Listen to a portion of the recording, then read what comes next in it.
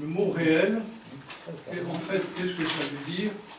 Eh bien, ça veut dire quelque chose qui est une vérité à prendre en considération, sans qu'on sache très bien ce que ça veut dire. Mais alors, toutes les définitions de la matière par rapport à la chair, vous savez que le verbe s'est fait chair, les définitions de la matière actuellement sont des approches, mais elles ne voient pas l'homme réel. C'est-à-dire, il n'y a pas de matière en soi. Ça ne veut pas dire grand-chose, autonome ou divine. Mais, en suivant la révélation, la matière ne dépend pas de l'esprit, l'esprit ne dépend pas de la matière, mais les deux sont dépendants de Dieu. Et il faut savoir que l'homme est la synthèse et de l'esprit et de la matière, et que les deux se complètent. Ce qui fait que notre être est un être difficile à situer et à comprendre pour lui-même, cette sorte de paradoxe de l'esprit et de la matière, de quoi l'homme est fait, et de lui, la créature la plus dynamique du monde. Les anges sont des esprits, et les cochons sont de matière corporels, et aussi il y a une sorte d'âme groupe chez les animaux. Ainsi, nous sommes ni des spiritualistes, ni des matérialistes. Nous croyons en Dieu, ce qui est un autre problème. Voilà. Et alors, nous croyons à la matière réelle, mais celle qui comprend, qui apparaît derrière la chair, et que les modernes chatouillent de loin, simplement. En résumé, et l'esprit et la matière n'existent pas par eux-mêmes, mais ils existent par Dieu. Mais ils existent réellement. Si vous voulez prendre en considération la situation de l'homme, de l'être humain, il est nécessaire de voir Dieu absolu et l'homme en soi. Vous voyez ce que je veux dire? Pas absolu, mais les deux. Et nous existons par Dieu, mais nous n'existons pas de manière théorique, mais de manière, disons, réelle et profonde. Un jour, l'évêque Jean me dit, tu sais, je me suis toujours demandé si j'existe. Et je viens regarder, le Verbe s'est fait chair, non? Ah, c'est la preuve que j'existe. Parce que Dieu a donné la réalité, en devenant homme, à l'humanité elle-même, c'est-à-dire en assujettissant et son statut spirituel et son statut physique. Alors, voilà, toute cette petite production que je viens de vous donner est pour nous ramener à nos réalités et à la mesure de ce que nous sommes. Investis par le siècle, investis par nos hérédités multiples, d'où nos méthodes pour travailler sur nous-mêmes et pour devenir ce que nous sommes. C'est saint Augustin, je crois, qui disait, quand on reçoit la communion, recevez ce que vous êtes pour devenir ce que vous recevez. C'est une expression tout à fait remarquable. Nos méthodes devront tenir compte de tout ce qui vient d'être dit. Nous ne sommes pas des êtres abstraits, nous sommes conformes à notre époque. Et ainsi, ce ne sera pas parce que les anciens ont fait de telle et telle manière que nous aussi, nous devons faire de cette manière. Voilà. Nous avons nos propres soucis et nos nécessités et nos concepts qui sont extrêmement informés par l'époque. Allons un peu plus loin. Dans l'approche de Dieu, il convient d'être lent. La rapidité fait infailliblement manquer le but. Et souvent est une cause de chute. Vous savez, comme les poireaux qui poussent trop vite. Ils montent, et puis tout d'un coup, ils redescendent parce qu'ils n'ont pas de nourriture. D'où la longue patience et aussi la longue prière sont nécessaires. Je ne sais pas si vous vous souvenez dans l'Évangile où nous trouvons toutes nos sources. Le Christ priait-il ou ne priait-il pas?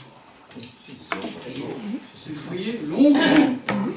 Il s'éloignait des autres et il priait longuement. Pourtant, c'était lui qui n'avait pas de nécessité. Tandis que ça, ceci, c'est dans le chemin vers Dieu. Par contre, dans l'action, il faut être rapide, se décider. Mais pour prier, qu'est-ce qui convient? Il faut s'y mettre, commencer, comme disait saint Séraphin de Savoie, et procéder patiemment. Ceci est conforme au comportement divin. Alors, au fond, nous pouvons prendre nos exemples, non pas les uns par rapport aux autres, mais disons par rapport au comportement divin. Regardez bien.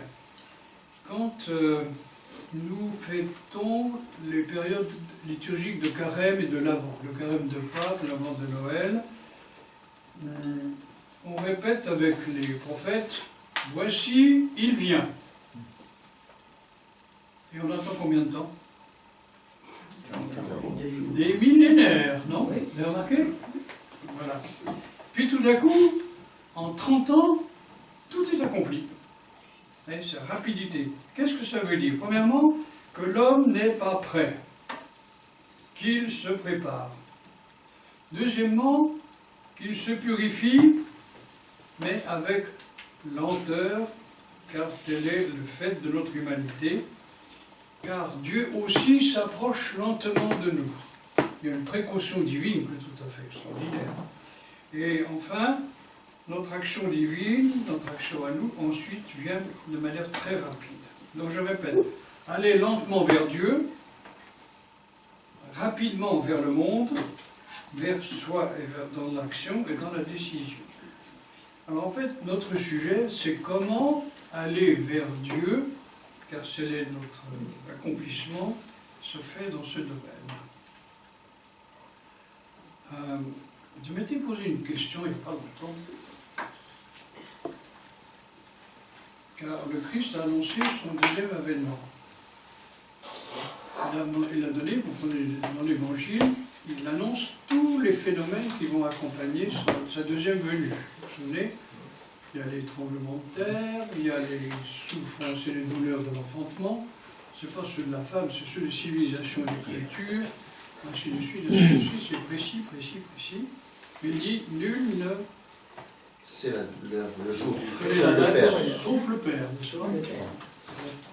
Et les premiers chrétiens, si vous allez chez l'apôtre Paul, par exemple, il dit, rachetez le temps sont courts, ça va là venir vite.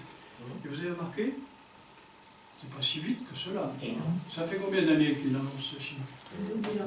2000 années. Et ça n'est pas encore là. Alors, comment se fait-il qu'ils en soient ainsi? Le temps n'est pas le même. Comment? Le temps n'est pas le même. Nous sommes dans le temps. Oui, mais la façon dont il est exprimé entre ce que nous vivons et ce que nous lisons dans les Écritures, on n'est pas le même, quelquefois. Une heure pour Dieu, c'est pas une heure pour nous. Quand le Satan, on le lit ce soir, quand le Satan est en terminant. Le deuxième avènement, ça nous concerne et nous sommes dans le temps. Il vient au sein du temps. Non, à mon avis, le problème n'est pas là. C'est que si vous prenez la révélation, enfin, aspirez à la connaître, la révélation qui va se produire au deuxième avènement, le Christ viendra non pas, comme la première fois, disons, quasi inconnu, mais sera une réversion, une vision universelle, et deviendra la gloire de qui? L'homme. C'est l'humanité qu'il va présenter, c'est l'homme nouveau, le nouvel Adam, en plénitude. Et ce sera une révélation tellement puissante et glorieuse, qui va occuper tout l'espace et tout le temps, que ce sera insupportable. C'est une des plus grandes épreuves que l'humanité n'ait jamais connues. Alors, posons la question, comme Dieu respecte infiniment chaque être humain et toute l'humanité aussi, pourquoi est-ce qu'il attend? Il attend que nous soyons capables de accepter, c'est ça, cette révélation universelle. Et qui est capable d'accepter, disons, de porter cette révélation? Comment? Marie. Ah, Marie, oui, certainement. Mais je veux dire, qui au sein du temps et de l'espace? Eh bien, ce sont les saints. Vous êtes d'accord? Voilà. Voilà. Autrement dit, le Christ attend qu'il y ait suffisamment de saints au sein de l'humanité pour que cette humanité, qui est en communion entière, puisse accepter sa deuxième venue.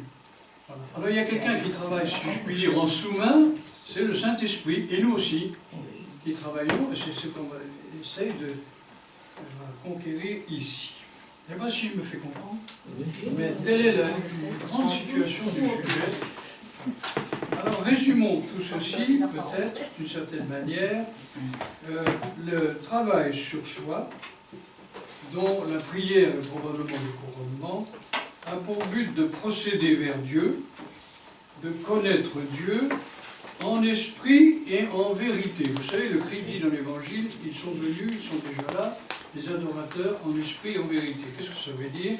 C'est-à-dire, en esprit, c'est avec le cœur, et en vérité, c'est avec l'intelligence. Vous avez déjà, je suppose, rencontré des personnes qui sont sur le chemin de l'acquisition de leur propre être et qui, en même temps, vivent devant la face de Dieu absolu. Je ne sais pas si vous avez remarqué, ils savent s'émerveiller avec intelligence. Voilà. C'est une des grandes qualités qu'on trouve, par exemple, chez Saint Basile le Grand, et qui fait toute la gloire de ce saint homme. Voilà. Alors, il s'agit pour nous de purifier et le cœur et l'intelligence. Ainsi, comment est-ce qu'on fait le cœur, si vous prenez le cœur et l'intelligence, vous savez, comment est-ce que nous faisons le signe de croix? Comme ça. Voilà, c'est ça. Qu'est-ce que ça désigne ici? Disons l'intelligence ou l'esprit. C'est pas l'intelligence au sens intellectuel. Elle s'éveille et ensuite vous réchauffez ce que vous avez vu dans le cœur, qui est la partie, disons, centrale de l'être humain. Alors, quelle est l'œuvre qui est à faire pour l'homme, justement, en lui-même, pour devenir ce qu'il lui est proposé? Eh bien, l'œuvre est à accomplir par celui qui en est, disons, l'auteur. Quel est l'instrument pour connaître Dieu? L'esprit. Une prédication du Père Dominique. Ou même peut-être celle de l'évêque Germain, non? Pas du tout, n'y comptez pas trop. Hein. L'instrument pour connaître Dieu, c'est l'homme. Et l'homme, il est physique, psychique et spirituel, mais ce n'est pas une partie de l'homme qui serait, par exemple, mettons, ses sentiments exclusivement ou les pensées seulement. Nous avons un archidiacre qui s'appelle Vincent. Il est en train d'écrire un propos qu'il n'écrira jamais, même s'il dit qu'il est en train de le faire, sur l'Église sentimentale orthodoxe de France. On adhère de cœur, et tout d'un coup, l'encéphalogramme est plat. Vous savez, parce qu'au fond, on ne s'intéresse pas trop à la conquête spirituelle. Voilà. Alors Vincent, ouais, il fait partie de ceux-là. Alors bon, donc, il ne va pas écrire trop. D'où l'intérêt et la nécessité, premièrement, de connaître cet instrument, c'est-à-dire nous-mêmes. Deuxièmement, de l'améliorer, de le purifier et de le préparer à son destin. Et ensuite, de s'habituer à ce qui n'est pas nous-mêmes. Ah, ça c'est une grande difficulté. Je ne sais pas si vous faites cela, mais c'est un des grands sujets justement du perfectionnement de soi-même. On peut passer par un propos d'un révérend père qui n'était pas de l'église chrétienne, qui s'appelait Lénine.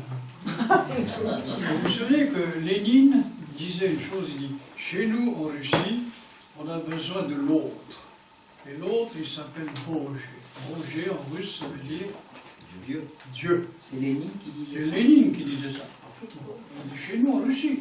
Oui, le camarade Oulianov, oui, c'est ça. Voilà. Alors, pourquoi je vous raconte tout ça? Eh bien, il faut, pour pouvoir se changer, s'habituer à ce qui n'est pas nous. Et je vous donnerai un petit conseil, je ne sais pas comment vous faites de temps en temps, dans la journée. Quand, c'est un lieu commun que je vous répète souvent, le matin, quand vous vous réveillez, vous pensez à quoi? À Dieu.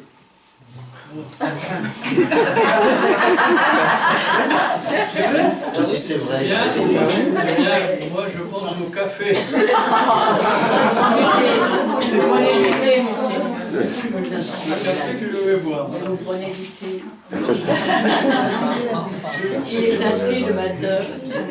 Oui, donc nous pensons à ce à quoi nous sommes habitués. Mais peut-être il serait bon, c'était un conseil par un de nos fidèles qui est né aussi il y a très longtemps, un grec d'origine, il dit, quand tu t'endors le soir, mets Dieu au centre de l'endormissement. Je sais pas, oh Dieu, viens en moi. Et tu verras, tu te réveilleras avec lui. C'est un bon conseil. On a dit, voilà, comment dire, entrer en rapport avec celui que nous ne connaissons pas.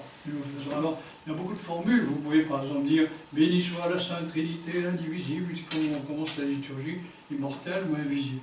Vous pouvez mettre ça dans la journée, au lieu de réfléchir à des choses triviales. Voilà. Ou bien écoutez, voyez combien le Seigneur est bon, ou bien la petite formule Seigneur Jésus-Christ, Fils de Dieu. Pitié de moi. Pitié de moi. N'ajoutez pas pécheur, c'est pas nécessaire. Il le sait. Il le sait déjà. Non, parce que si vous vous habituez au pécheur, vous ne pensez plus à Dieu. Vous savez, c'est comme les gens qui viennent se confesser. Oh, vous savez, j'ai tué ma belle-mère, il n'y a qu'à moi que ça arrive. Non, ça n'a aucun intérêt. Tu as tué ta belle-mère, c'est très bien.